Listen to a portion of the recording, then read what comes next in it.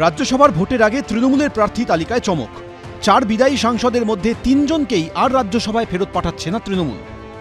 বদলে 3 জন মহিলাকে প্রার্থী করল এ রাজ্যের শাসক দল। অন্যদিকে বাংলা থেকে রাজ্যসভার প্রার্থী হিসাবে শ্রমিক ভট্টাচার্যর নাম ঘোষণা করল বিজেপি। লোকসভা নির্বাচনের প্রস্তুতির মধ্যেই 27শে ফেব্রুয়ারি রাজ্যসভার বাংলার 5টি আসনে ভোট হবে। 15ই ফেব্রুয়ারি মনোনয়ন জমা দেওয়ার শেষ দিন। তার আগে প্রার্থী ঘোষণা করল তৃণমূল। বিদায়ী সাংসদদের মধ্যে মনোনয়ন দেওয়া হল না শুভাশিস চক্রবর্তী, আবির রঞ্জন বিশ্বাস ও শান্তনু সেনকে। বদলে রাজ্যসভায় প্রার্থী করা হচ্ছে সুস্মিতা দেব, মমতা বালা ঠাকুর এবং সাগরিকা ঘোষকে। শুধুমাত্র নাদিমুল হককেই আবার জায়গা দেওয়া হয়েছে প্রার্থী তালিকায়। Thank my party, the All India Trinamool Congress, for giving me this opportunity for the third time. I think मुझे लगता है मेरी जिम्मेदारी और भी बढ़ गई है। মমতা বালা ঠাকুর মতুয়া মহাসংঘের সংঘাধিপতি। কপিল কৃষ্ণ ঠাকুরের মৃত্যুর পর 2015 সালে মতুয়াগড় বনগাঁয় লোকসভা উপনির্বাচনে তৃণমূলের টিকিটে লড়ে জয়ী হন মমতা বালা। কিন্তু 2019-এর লোকসভা নির্বাচনে বিজেপির শান্তনু ঠাকুরের কাছে হেরে যান তিনি। 2019-এর লোকসভা ভোটে সিএএ কার্যকর করার প্রতিশ্রুতি দিয়েছিল বিজেপি, যার জেরে গেরুয়া ব্রিগেডকে ঝুলি ভরে ভোট দেন মতুয়া ভোটাররা। রানাঘাট, বনগাঁর মতো আসন তৃণমূলের হাতছাড়া হয়। 2021-এর বিধানসভা ভোটেও উত্তর 24 পরগনা ও নদিয়ার 8টি মতুয়া অধ্যুষিত আসনে জয়ী হয় বিজেপি। 24-এর ভোটের আগেও বিজেপির মুখে বারবার শোনা যাচ্ছে সেই সিএএ কার্যকরের প্রতিশ্রুতি। শনিবারই কেন্দ্রীয় স্বরাষ্ট্রমন্ত্রী অমিত শাহ দাবি করেন লোকসভা ভোটের আগেই জারি হয়ে যাবে সিএএ সংক্রান্ত বিজ্ঞপ্তি।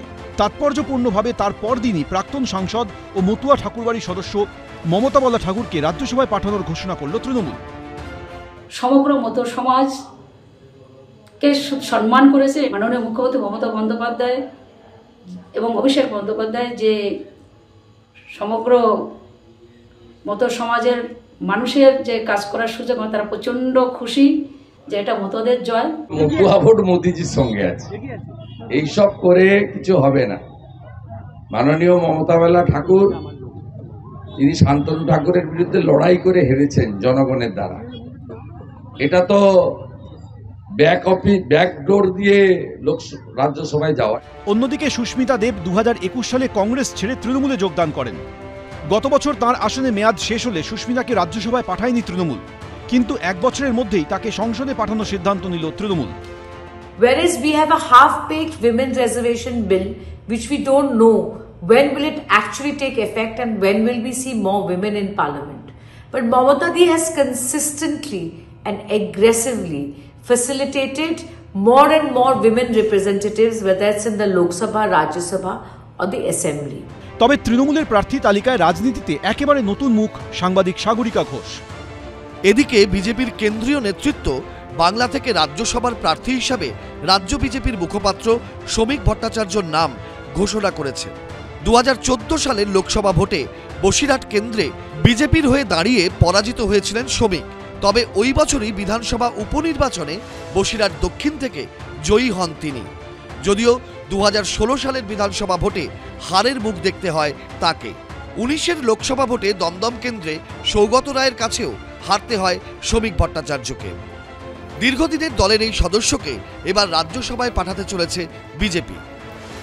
প্রথম কথা হলো, এটা মনে রাখতে হবে, পশ্চিমবঙ্গের মানুষ আমাদের বিধানসভায় সেই শক্তি দিয়েছে যাতে আমরা এখান থেকে রাজ্যসভার সদস্য পাঠাতে পারি। সেই জন্য বাংলার মানুষকেও অভিনন্দন, তাদের কাছে কৃতজ্ঞ। 2021 সালে আমাদের তারা 2,28,000 ভোট দিয়ে একমাত্র বিরোধী দলের মর্যাদা দিয়েছে এবং একই সঙ্গে নিজেদের শক্তিতে রাজ্যসভায় সদস্য পাঠানোর ক্ষমতা দিয়েছে।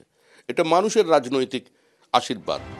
বাংলা থেকে যে 5টি আসনে রাজ্যসভার নির্বাচন হচ্ছে, তাতে 4 আসনে তৃণমূলের জয় অঙ্কের হিসাবে নিশ্চিত।